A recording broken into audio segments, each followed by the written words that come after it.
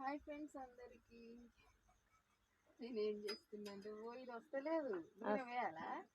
చిన్న గట్టిగా అయింది. ఇగో దోశ అయితే పోసిన కానీ వస్తలేదు.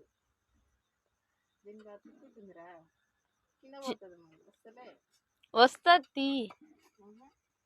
గట్టిగా అటు నుంచి తీయొద్దు, ఒక సైడ్ నుంచే తీయాలి. నేను ఫస్ట్ టైం దోశ పోసిన, ఇది నూనె లేకుండా. వచ్చింది. ఎంత బాగుందంటే సూపర్ ఉంది, మస్తు ఉంది అనమాట.